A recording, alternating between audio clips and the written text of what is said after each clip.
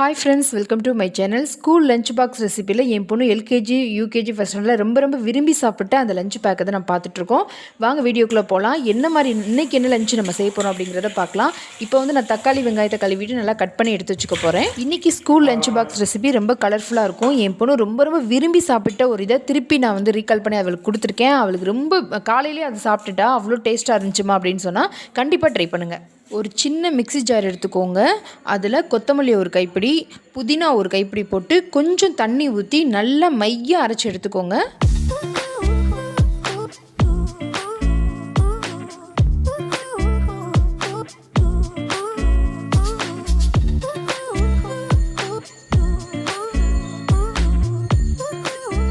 நல்லா மையாக அரைச்சி எடுத்துட்டோம். இப்போ கொஞ்சம் தண்ணி ஊற்றி நல்லா வடிகட்டி எடுத்துக்கலாம்.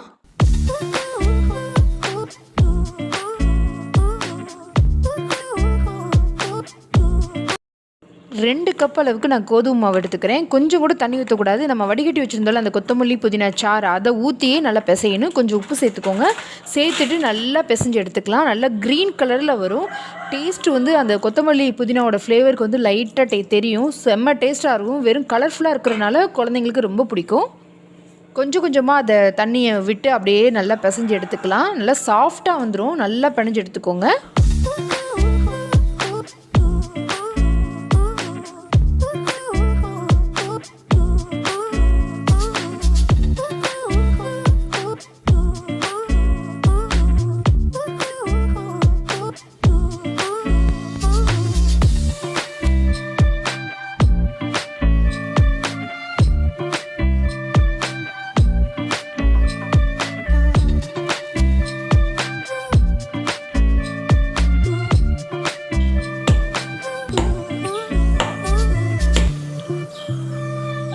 சப்பாத்திக்கு நல்லா மாவு பிணைஞ்சு எடுத்து வச்சாச்சு. இப்போ நம்ம கேப்ப மாவை நல்லா சலிச்சு எடுத்துக்கலாம். 1 கப் அளவுக்கு கேப்ப மாவு எடுத்திருக்கேன். அதை சலிச்சு எடுத்துக்கலாம்.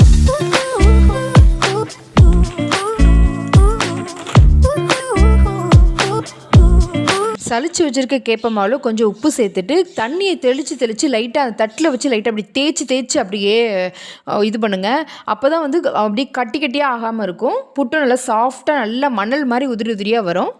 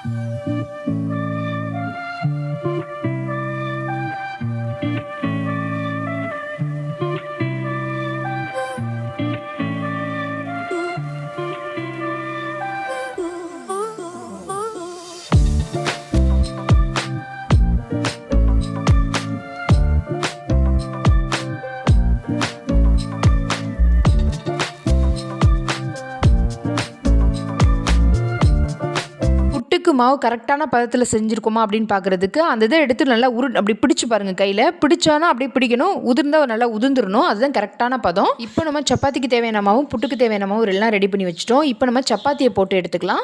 கொஞ்சம் பெரிய சைஸாகவே நான் வந்து மாவு எடுத்துக்கிறேன். பூரிக்குனா நான் குட்டியாக அப்பள சைஸில் செய்வேன். ஆனால் சப்பாத்திங்கும் போது கொஞ்சம் பெருசாகவே எடுத்துக்கலாம் மாவை. கொஞ்சம் சாஃப்டாக இருக்கும். ஏன்னா அந்தளவுக்கு நம்ம சாஃப்டாக தண்ணி ஊற்றி நல்லா பிணைஞ்சிருக்கோம். அதனால் கொஞ்சம் நிறையா பெரிய உருண்டையாகவே நம்ம எடுத்துக்கலாம்.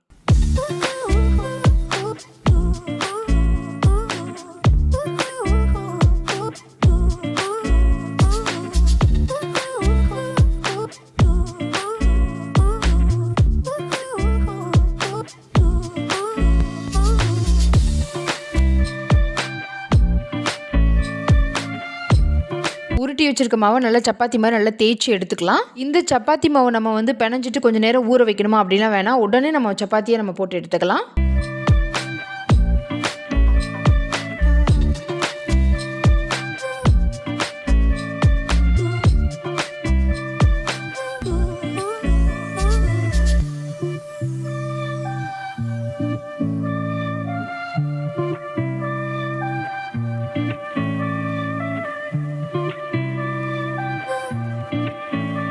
சப்பாத்தி மாவு எல்லாத்தையும் நான் தேய்ச்சி வச்சுட்டேன். இப்போ ஒன்றா போட்டு தோசைக்கல்ல போட்டு எடுத்துக்கலாம். ஒரு சைட் போட்டுட்டு திருப்பி விடுங்க. திருப்பி விட்டுட்டு நம்ம எண்ணெயை வந்து அப்புறம் தான் அப்ளை பண்ணணும். ஒரு தடவை போட்டுட்டு கொஞ்சம் நல்லா ஹை ஃப்ளேமில் வச்சு நல்லா போட்டு அதுக்கப்புறம் இந்த மாதிரி ப்ரெஷ்ஷை வச்சு நீங்கள் அப்ளை பண்ணிங்கன்னா நல்லா ஈவனாக எல்லா இடத்துலையும் நல்லா ஸ்ப்ரெட் ஆகும். இல்லை ஸ்ப்ரே இருந்துச்சுன்னா ஸ்ப்ரே அடிச்சு விட்டுக்கோங்க. இந்த மாதிரி செஞ்சிங்கன்னா நல்லாயிருக்கும். நல்லா சாஃப்ட்டாக இருக்கும். இந்த எண்ணெய் இந்த மாதிரி அப்ளை பண்ணும்போது அவ்வளோ சாஃப்ட்டாக இருக்கும். நம்ம எல்லா சப்பாத்தியுமே இப்படி போட்டு எடுத்துக்கலாம்.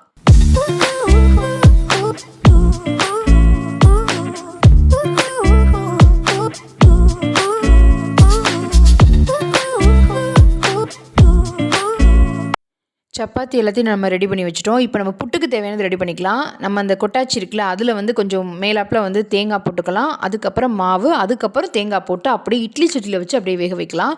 அந்த தேங்காய் கொட்டாச்சியில் நம்ம செய்யும்போது அந்த தேங்காய் கொட்டாச்சியோட வாசனை அந்த புட்டோடு சேர்ந்து அந்த கேப்ப மாவுக்கு அதுக்கும் பயங்கர டேஸ்ட்டாக இருக்கும். கண்டிப்பாக ஒரு தடவை இந்த மாதிரி ட்ரை பண்ணி பாருங்கள். புட்டுக்குள்ளெல்லாம் இருக்குது என்கிட்ட. ஆனால் இந்த மாதிரி ஒரு தடவை ட்ரை பண்ணி பார்க்கலாம். முன்னாடிலாம் செஞ்சு கொடுத்துருக்கேன். அதே மாதிரி ட்ரை பண்ணலான்றதுக்காக தான் இந்த மாதிரி ட்ரை பண்ணேன். கண்டிப்பாக ட்ரை பண்ணுங்கள். கீழே வந்து தேங்காய் போட்டுக்கோங்க. அதுக்கப்புறம் மாவு, அதுக்கப்புறம் தேங்காய் போட்டுக்கோங்க. எப்போயும் நம்ம வேகிற அளவுக்கு நம்ம கரெக்டான பதத்தில் நம்ம மாவை பிணைஞ்சிருந்தோம் அப்படின்னா கரெக்டாக கொஞ்சம் நேரம் ஒரு 5 நிமிஷத்துக்குள்ளே நம்ம சூப்பராக ரெடி ஆயிரும்.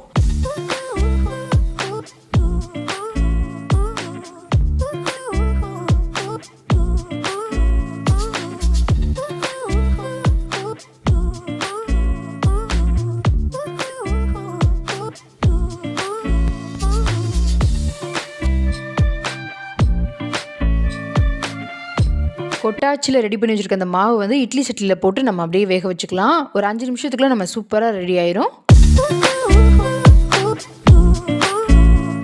சப்பாத்திக்கு தொட்டுக்கிறதுக்கு தக்காளி தொக்கு செய்யலாம்.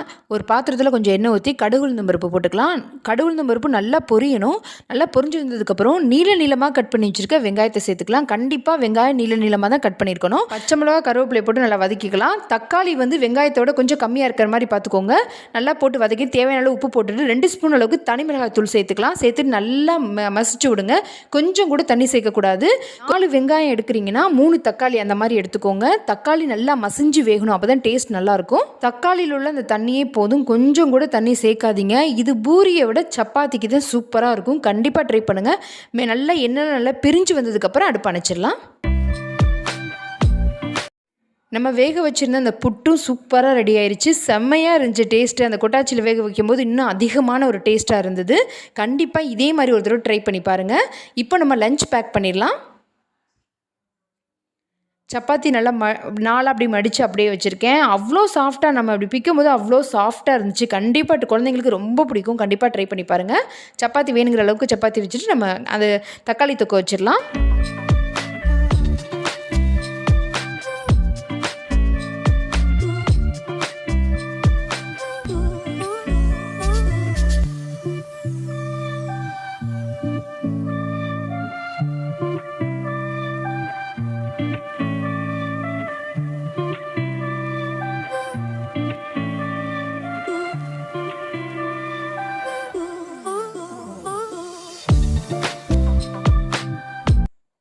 வந்து இன்னொரு டிஃபன் பாக்ஸில் வச்சிடலாம். இது வந்து நான் ஸ்நாக்ஸுக்காக தான் ரெடி பண்ணி கொடுத்தேன்.